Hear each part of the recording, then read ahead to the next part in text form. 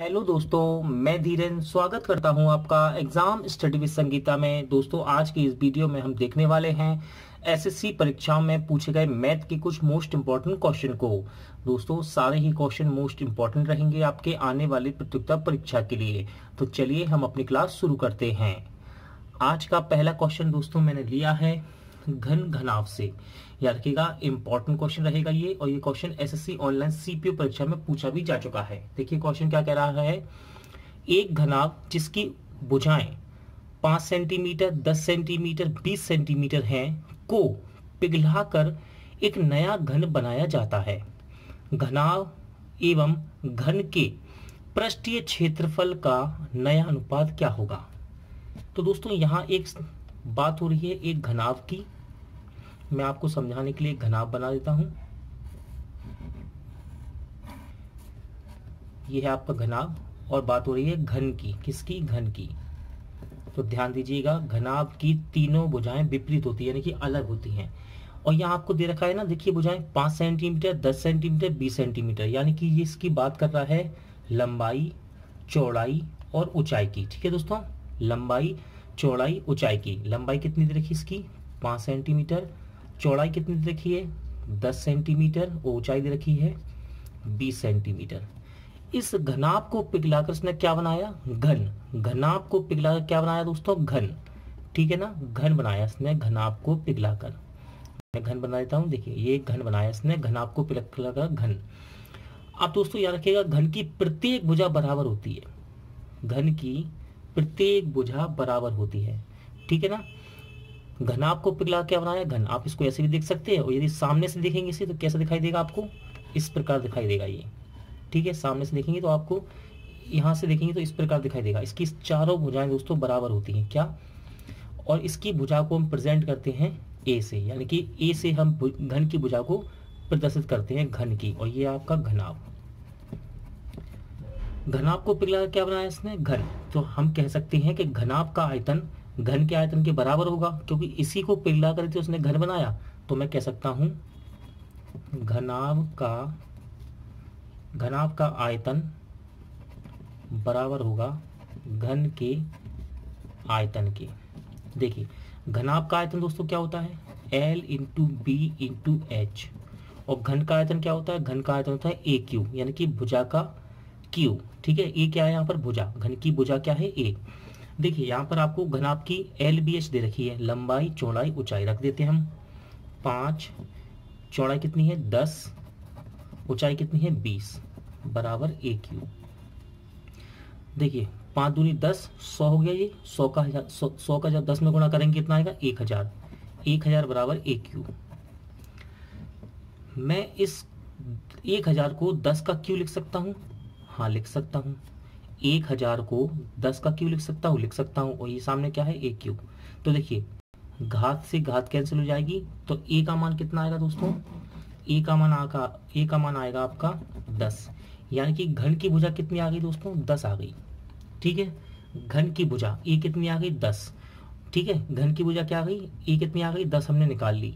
और घनाभ की हमें तीनों भुजा दे रखी है। उसने पूछा है आपसे घनाभ व घन के पृष्ठीय क्षेत्रफल का अनुपात क्या होगा, यानी कि इनके पृष्ठ के क्षेत्रफल के अनुपात यदि हम मिल जाए तो इस सवाल को हम सॉल्व कर सकते हैं। देखिए ध्यान से, पहले हम निकालेंगे घनाभ का पृष्ठ क्षेत्रफल।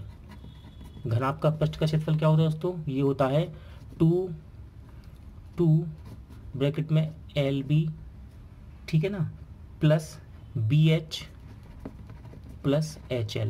क्या होता है घनाभ का पृष्ठ? 2 लंबाई गुणे चौड़ाई प्लस चौड़ाई गुणे ऊंचाई प्लस ऊंचाई गुणे लंबाई। तो हम मान रखते हैं यहाँ पर। देखिए L का मान कितना है? 5, B का मान कितना है? 10, प्लस B का मान कितना है? 10, और H का मान कितना है? 20। फिर देखिए H का मान कितना है? 20, और L का मान कितना है? 5। आगे सॉल्व करते हैं इसे। देखिए 2, ये हो गया आपका 50, ये हो गया आपका 200, और ये हो गया आपका 100। तो कितना हो गया टोटल? 200 और 100, 300, 350, यानी कि 350। गुणा कर देंगे इसका तो ये कितना आ जाएगा? 700 आ जाएगा आपका घनाभ का पृष्ठ का क्षेत्रफल कितना आ गया 700। अब कह रहा है घनाभ और घन के पृष्ठीय क्षेत्रफल का अनुपात। तो घन का पृष्ठ का क्षेत्रफल क्या होता है, घन का पृष्ठ का क्षेत्रफल ये होता है दोस्तों आपका 6a²। क्या होता है 6a²। तो देखिए 6 रख देता हूं मैं। a घन की भुजा कितनी आई दोस्तों 10, तो a² है तो 10 का स्क्वायर कर देंगे हम। अब ध्यान से देखिए 10 का स्क्वायर कितना हो जाएगा 100, और 100 का गुणा किसमें होगा 6 में, तो कितना आ जाएगा ये 600। ठीक है ना।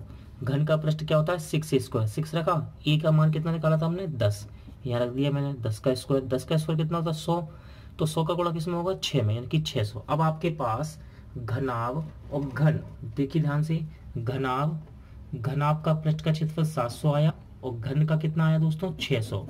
यही तो कह रहा है वो, घनाभ एवं घन के पृष्ठीय क्षेत्रफल का अनुपात कितना होगा। तो कितना होगा दोस्तों अनुपात 700 अनुपात में 600 रख दीजिए, दोनों के पृष्ठ के क्षेत्रफल रख दिए मैंने।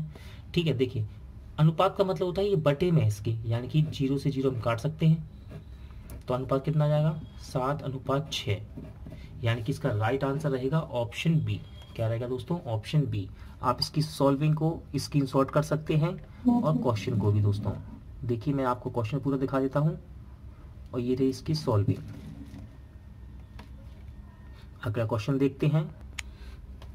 नेक्स्ट क्वेश्चन इंपॉर्टेंट है दोस्तों, एसएससी ऑनलाइन मल्टीटास्किंग परीक्षा में पूछा गया है। क्वेश्चन कह रहा है यदि एक घन की भुजा 12 सेंटीमीटर है तो घन का आयतन क्या होगा। तो दोस्तों देखिए ये मैं आपके लिए बनाता हूँ एक घन। याद रखिएगा घन की प्रत्येक भुजा बराबर होती है। ठीक है, घन की प्रत्येक भुजा बराबर होती है। ठीक है, उसने क्या कहा एक घन की भुजा 12 मीटर है, सॉरी सेंटीमीटर है, यानी कि भुजा इसकी कितनी है सेंटीमीटर, कितनी 12 सेंटीमीटर है, यानी कि सभी भुजाएं 12 होंगी। इस भुजा को दोस्तों हम प्रेजेंट करते हैं किससे ए से हम भुजा को प्रदर्शित करते हैं घन की भुजा को ए से प्रदर्शित करते हैं, अभी मैंने आपको बताया था। और भुजा ए आपको कितनी रखी है 12 सेंटीमीटर। उसने कहा घन का आयतन क्या होगा। तो दोस्तों घन का आयतन क्या होता है, घन का आयतन होता है, घन का आयतन ये होता है दोस्तों ए क्यू। क्या होता है भुजा का क्यू, यानी कि ए क्यू। तो ए की वैल्यू कितनी है 12 रख दीजिए और इसका कर दीजिए क्यू। दोस्तों याद रखिएगा यदि आप एग्जाम देने जाते हैं तो 1 से लेके 30 तक के वर्ग और 1 से लेके 20 तक की क्यू यानी कि घन आपको बहुत अच्छे से याद होना चाहिए, क्योंकि यदि आप एग्जाम में 12 का क्यू निकालने बैठेंगे तो आपका समय बहुत ही ज्यादा खराब होगा। तो आपको 1 से लेके 20 तक के घन और 1 से लेके 30 तक के वर्ग हमेशा याद होने चाहिए, मुंह जवानी रटे होने चाहिए। तो देखिए 12 का क्यू कितना होता है दोस्तों 1728, तो डायरेक्ट आप लिख सकते हैं आंसर 1728। और यदि आपको नहीं पता तो देखिए 12 का क्यू का मतलब क्या है, 12 का आपको गुणा करना है 3 बार, तो यहाँ आपका समय खराब होगा। देखिए 12 का गुणा 12 में करेंगे 144, फिर 12 का गुणा करेंगे 144 में। इससे अच्छा है दोस्तों आप 1 से लेके 20 तक के घन याद कीजिए अच्छे से, और 1 से लेके 30 तक के वर्ग आपको याद होना चाहिए। तो इसका राइट आंसर कितना रहेगा दोस्तों 1728। तो घन का आयतन कितना आएगा 1728 सेंटीमीटर क्यूब में, कितना सेंटीमीटर क्यूब। इसका मतलब है इसका राइट आंसर है ऑप्शन बी। नेक्स्ट क्वेश्चन देखते हैं, क्वेश्चन नंबर 3 देखते हैं दोस्तों। और ये क्वेश्चन नंबर 3 मैंने लिया है चक्रवर्ती व्यास से। क्वेश्चन एसएससी ऑनलाइन सीपीओ परीक्षा में पूछा जा चुका है। क्वेश्चन क्या कह रहा है 2 वर्षों में 35% प्रति वर्ष की दर से 2400 रुपए पर वार्षिक चक्रवर्ती से मिलने वाली राशि क्या होगी। तो दोस्तों यहाँ पर देखिए आपको दिया हुआ है समय कितना 2 वर्ष, दर कितनी दे रखी है 35%, और कह रहा है 24,000 रुपए पर, यानी कि मूलधन आपको दे रखा है 24,000 रुपए। 24,000 रुपए पर चक्रवर्ती व्याज से मिलने वाली राशि क्या होगी। यानी कि आपसे पूछा जा रहा है दोस्तों, क्या पूछा जा रहा है आपसे टोटल अमाउंट। देखिए यहाँ उसने ये नहीं कहा कि चक्रवर्ती ब्याज कितना, उसने कहा चक्रवर्ती ब्याज पर मिलने वाली राशि क्या होगी। यानी कि आपसे पूछ रहा है दोस्तों अमाउंट, मैं कह सकता हूं उसे मिश्र धन। क्या पूछ रहा है मिश्र धन। अब ध्यान रखिएगा जब भी 2 वर्ष की बात हो और 3 वर्ष की बात हो और सवाल चक्रवर्ती ब्याज से पूछे तो कोशिश कीजिए कि इसे हम दर से सॉल्व करें। किससे, दर वाले मेथड से। तो देखिए कैसे करेंगे, दर कितनी दे रखी है आपको, आर दे रखी है 35%। दोस्तों आप 35% को क्या लिख सकते हैं, आप इसे लिख सकते हैं, इस 35% की फ्रैक्शन वैल्यू कितनी होती है, इसकी वैल्यू होती है दोस्तों 7/20। कैसे होती है तो मैं आपको बता देता हूँ। देखिए मान लीजिए 35% लिखा हुआ है, जब हम परसेंट को हटाएंगे तो नीचे क्या आएगा 100।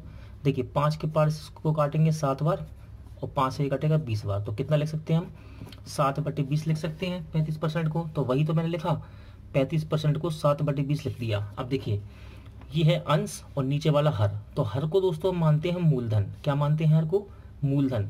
और ये ऊपर जो राशि लिखी है ये कहलाएगी ब्याज। तो मैं कह सकता हूँ 20 रुपए पर 7 रुपए ब्याज मिला। ठीक है ना, 20 रुपए पर 7 रुपए ब्याज मिला। अब ध्यान से सुनिएगा, जब हम मूलधन को यानी कि प्रिंसिपल को और ब्याज को जोड़ेंगे तो क्या बनेगा दोस्तों, मिश्र धन यानी कि अमाउंट, टोटल अमाउंट। क्या बनेगा, टोटल अमाउंट। तो देखिए यहाँ पर आपके पास दोनों के अनुपात मिल जाएंगे। देखना, मूलधन का और टोटल अमाउंट का। मूलधन कितना है 20 और टोटल अमाउंट कितना होगा 20 पर 7 रुपये ब्याज मिल रहा है, यानी कि मूलधन और ब्याज को जोड़ेंगे 20 और 7 कितना 27। ठीक है ना, 20 और 7 27।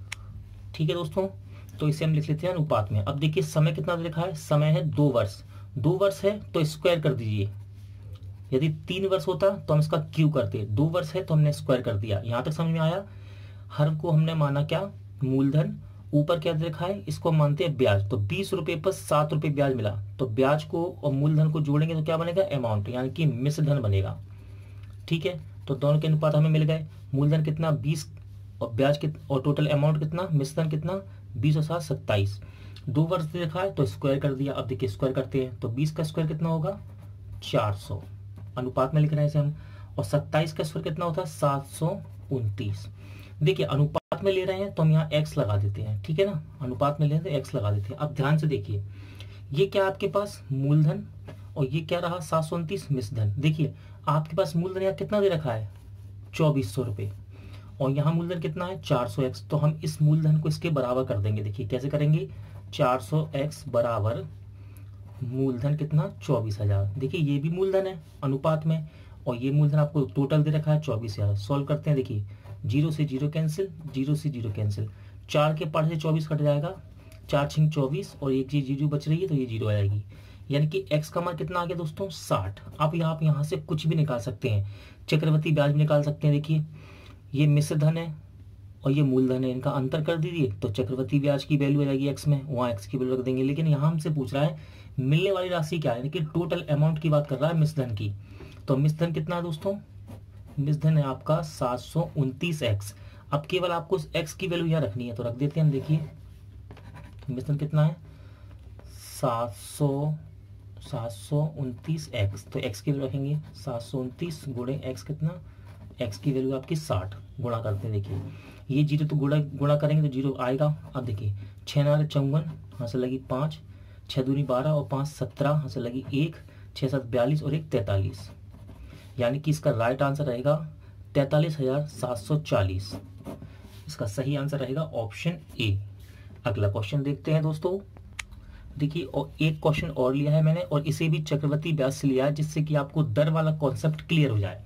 देखिए क्या कह रहा है, 12% प्रति वर्ष की दर से 2 वर्षों के लिए अर्जित चक्रवृद्धि ब्याज कितना है 10,174 रुपये। तो निवेश की गई राशि बताइए। तो देखिए यहाँ आपके पास दर है 12%, समय आपको दे रखा है 2 वर्ष और आपसे कह रहा है चक्रवृद्धि ब्याज की राशि कितनी है, यानी कि CI कितना दे रखा है आपको 10,176 और कह रहा है निवेश की गई राशि यानी कि मूलधन आपसे पूछ रहा है। तो मैंने आपसे क्या कहा, 2 वर्ष दिया हो या 3 वर्ष दिया हो तो कोशिश कीजिए इसे दर से सॉल्व करें हम। तो देखिए दर कितनी है 12%। दोस्तों 12% को कितना लिख सकते हैं आप, 12% को लिख सकते हैं 3/25। कैसे लिख सकते हैं, देखिए 12% है, जब हम परसेंट को हटाएंगे नीचे क्या आएगा 100, 4 तिया 12 और 4 के पार से 25 बार, तो यानी कि 3/25 हम इसे लिख सकते हैं 12% को। अभी मैंने आपको क्या बताया, ये है अंश और ये हर को हम मानते हैं मूलधन और ऊपर वाली संख्या क्या होती है ब्याज। तो मैं कह सकता हूँ 25 रुपये पे 3 रुपये ब्याज मिल रहा है, 25 रुपये पे 3 रुपये ब्याज मिल रहा है। ठीक है, अब मूलधन को जब ब्याज को जोड़ेंगे तो क्या बनेगा मिश्र धन। ठीक है, जब मूलधन को और ब्याज को जोड़ेंगे क्या बनेगा मिश्र धन। तो देखिए यहाँ मूलधन P अनुपात मिश्र धन हम लिख सकते हैं। मूलधन कितना 25 और मिश्र धन कितना 25 और 3 28। ठीक है, अब देखिए समय कितना है 2 वर्ष, तो स्क्वायर कर देंगे। अगर 3 वर्ष होता तो हम क्यू कर देते। ठीक है, देखिए 25 का स्क्वायर कितना होगा 625, 28 का स्क्वायर कितना होता है 784। अनुपात में है तो यहाँ x लगाते हैं और यहाँ भी x लगाते हैं। अब ध्यान से देखिए, यहाँ आपको चक्रवृद्धि ब्याज दे रखा है कितना 10,176। ये है आपका मिश्र धन। क्या है ये आपका मिश्र धन और ये है मूलधन। जब हम मिश्र धन में से मूलधन को घटाएंगे, देखिए जब मिश्र धन में से मूलधन को घटाएंगे तो क्या निकलेगा दोस्तों CI। जब मिश्र धन में से मूलधन को घटाएंगे क्या निकलेगा CI। तो देखिए CI कितना आएगा, इसका अंतर करेंगे। देखिए एक हाथ से लेंगे 14, 14 में 5 का 9, 7 में से 2 गया 5 और 1, यानी कि 159x। ये आपका क्या आ गया CI, क्या आ गया CI। ठीक है दोस्तों, जब हम मिश्र धन में से मूलधन का अंतर करेंगे तो क्या बनेगा CI आपके पास आ गया 159x। अब देखिए यहाँ आपको टोटल CI कितना दे रखा सवाल में 10,176। तो हम इसको इसके बराबर कर सकते हैं। देखिए करते हैं।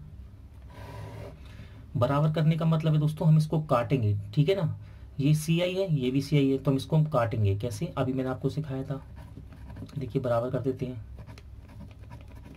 इसको काटना है यानी कि भाग दे के देखना है, तो हम भाग दे के देख लेते हैं दोस्तों। देखिए भाग देते हैं हम इसमें 159 का भाग देंगे 10,176 में। देखिए लगभग कितनी बार जाएगा, इसको 16 मान लीजिए, 160 लिखा हुआ है ये। ठीक है ना, तो देखिए 16 छिक्का 96, तो लगभग 6 बार कोशिश करते हैं इसको करने की। 6 नारे 54, यहाँ से लगी 5, 6 पंजे 30 और 5 35, यहाँ से लगी 3, 6 कम 6 और 3 9। ठीक है दोस्तों, इसके आसपास ही ये कोई, अगर हम 7 लेते तो ये ज़्यादा हो जाती संख्या। घटा के देखते हैं 3, यहाँ से ली 11, 11 5 गया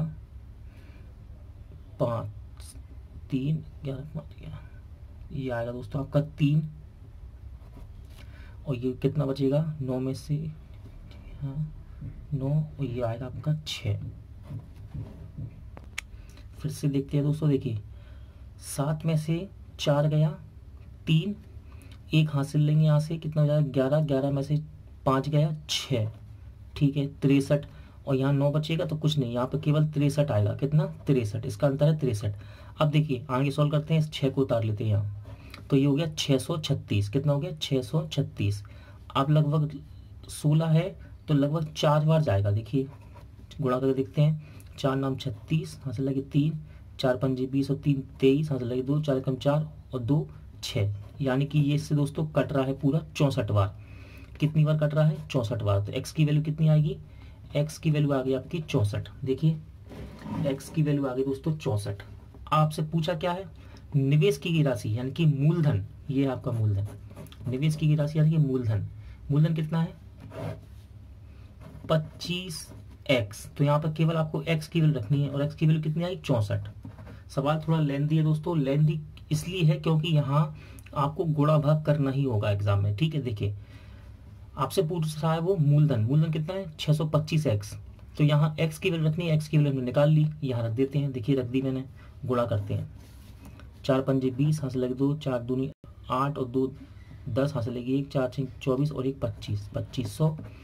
6 पंजे 30, यहाँ से लगे 3, 6 दूनी 12, 15, यहाँ से लगी 1, 6 6 36 37। तो ये कितना आ जाएगा 0 0 5 और 5 10, यहाँ से लगी 1, 9 और 1 10, यहाँ से लगी 1 4, यानी कि इसका राइट आंसर आएगा 40,000। कितना आएगा दोस्तों 40,000। आप इसकी सॉल्विंग को स्क्रीनशॉट कर लीजिए। देखिए पहले हमने ये स्टेप किया, इसके बाद देखिए ये किया, फिर ये। दोबारा समझाता हूँ सवाल को मैं, दर से इसे हम सोल्व कर रहे हैं। 12% को हम लिख सकते हैं 3/25। मूलधन किसे मानते हैं, हर को, नीचे वाले को मूलधन मानेंगे। ये है आपका ब्याज, 25 पे 3 रुपये ब्याज, तो मूलधन आ गया 25 अनुपात में। और मिश्रधन कितना आएगा, ब्याज और मूलधन को जोड़ेंगे तो मिश्रधन आ गया। समय 2 वर्ष की बात हो रही है तो स्क्वायर कर दिया मैंने, ये हो गया 625 और 784 स्क्वायर। यहाँ आपको दे रखा है चक्रवृद्धि ब्याज टोटल। देखिए चक्रवृद्धि ब्याज, जब हम मिश्रधन में से मूलधन को घटाएंगे, मिश्रधन में से मूलधन को घटाएंगे तो क्या निकलेगा चक्रवृद्धि ब्याज। कितना निकला 159x। ये भी चक्रवृद्धि ब्याज है, ये भी चक्रवृद्धि ब्याज है, मैंने दोनों को बराबर कर दिया। देखिए इसको इससे काट के देखा कितनी बार कटा 64 बार, तो x की वैल्यू कितनी आई 64। ठीक है, तो उसने पूछा आपसे निवेश की राशि यानी कि मूलधन, मूलधन कितना है 625x, 625x, x की जगह क्या रख दिया 64, कितना आया 40,000, यानी कि इसका राइट आंसर रहेगा ऑप्शन सी। इंपॉर्टेंट क्वेश्चन है दोस्तों, देखिए क्वेश्चन एसएससी ऑनलाइन स्नातक स्तरीय परीक्षा में पूछा गया है। क्वेश्चन क्या कह रहा है, दो धनात्मक पूर्णांकों का गुणनफल 2048 है, उनमें से एक संख्या दूसरी संख्या से 2 गुनी है, तो बताइए उनमें से छोटी संख्या क्या है। तो यहाँ पर दो संख्याओं की बात हो रही है, पहली संख्या और दूसरी संख्या। क्या कह रहा है, उनमें से एक संख्या दूसरी की दुगनी है। मान लीजिए दोस्तों यदि ये पहली वाली x है तो दूसरी क्या होगी 2x होगी, यही तो पूर्णांक है। देखिए उनमें से एक संख्या दूसरे की दुगनी है, तो इसको x मान लिया हमने, तो दूसरी क्या होगी 2x। अब क्या कहा उसने, दो धनात्मक पूर्णांकों का गुणनफल 2048 है, यानी कि इनका गुणनफल कितना दे रखा है आपको, इनका गुणनफल आपको दे रखा है बराबर में 2048। आगे सॉल्व करते हैं, 2x और x क्या हो जाएगा 2x² बराबर में 2048। देखिए दो के पारे से काट सकते हैं, हाँ काट सकते हैं, 2 एकम 2, 0, 2 दूनी 4, तो ठीक है। तो x² बराबर कितना आ गया 1024। इस स्क्वायर को यदि हम हटाएंगे तो उसके ऊपर अंडर रूट चढ़ जाएगा। देखिए अंडर रूट चढ़ जाएगा इसके ऊपर जब हम स्क्वायर को हटाएंगे। आप ध्यान से देखिए अंडर रूट में लिखा हुआ है 1024, तो दोस्तों ये कितने का वर्गमूल होता है, ये होता है आपका 32 का। इतना तो आपको याद होगा, ये है आपका 32 का स्क्वायर, कितना 32 का, तो ये बाहर निकल के आया क्या हो जाएगा 32। तो x की वैल्यू कितनी आ गई 32। उसने कहा तो बताइए उनमें से छोटी संख्या कौन सी है। देखिए पहली संख्या आएगी आपकी x यानी कि 32, और दूसरी आएगी कितनी, इस x का मान यहाँ रखेंगे तो कितना आएगा 32 दूनी 64। ठीक है, तो दोनों संख्या आ गई 32 और 64, x का मान यहाँ रखा तो 32 और x का मान यहाँ रखा 2x में, तो कितना 32 दूनी 64, दोनों आ गई। पूछ रहा है छोटी संख्या, तो छोटी संख्या क्या है 32, यानी कि राइट आंसर है इसका ऑप्शन ए। नेक्स्ट क्वेश्चन देखते हैं दोस्तों, और इस क्वेश्चन को मैंने लिया है सिंप्लीफिकेशन से। याद रखिएगा एसएससी परीक्षा में सिंप्लीफिकेशन के क्वेश्चन बहुत बार पूछे जाते हैं। देखिए यहाँ आपको दोस्तों जब भी सिंप्लीफिकेशन का सवाल नजर आए तो हमेशा आप बॉडमास को याद रखिएगा। जब भी मैं सवालों को करता हूं तो हमेशा बच्चों को बॉडमास नियम जरूर बता देता हूं। देखिए बी फॉर ब्रैकेट, ओ का मतलब है ऑफ यानी कि का, डी का मतलब है डिवाइड यानी कि भाग, एम का मतलब है मल्टीप्लाई यानी कि गुणा, ए का मतलब है ऐड यानी कि जोड़, और एस का मतलब है सबट्रैक्ट यानी कि घटाना। ठीक है दोस्तों, ध्यान रखिएगा हमेशा हमको इसी क्रम से चलना है।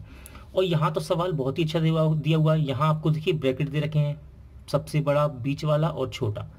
ठीक है ना, अब हम इस सवाल को सॉल्व करेंगे। देखिए सबसे पहले दोस्तों यहाँ तीनों ब्रैकेट दिए हैं, तो हम अंदर से शुरू करते हुए बाहर की तरफ आएंगे और छोटे ब्रैकेट को सॉल्व करेंगे। देखिए मैं इसको यहीं से सॉल्व करना शुरू करता हूँ। ध्यान से देखिए, छोटा ब्रैकेट मैं सॉल्व कर रहा हूँ, तो ये 6 प्लस का है और माइनस का 1 है, तो 6 में से 1 जाएगा दोस्तों, क्या बचेगा 5।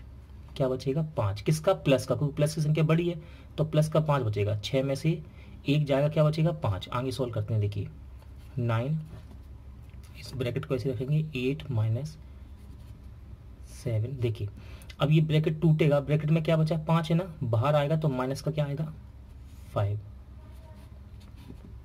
अब ध्यान से देखिए, अब हम एक ब्रैकेट को तोड़ चुके हैं, अब दूसरा ब्रैकेट है बीच वाला, इसको तोड़ेंगे। मैंने क्या कहा, अंदर से चलेंगे बाहर की तरफ। अब देखिए 7 प्लस का है और माइनस का क्या है 5, तो 7 में से जब 5 जाएगा तो क्या बचेगा 2, किसका प्लस का।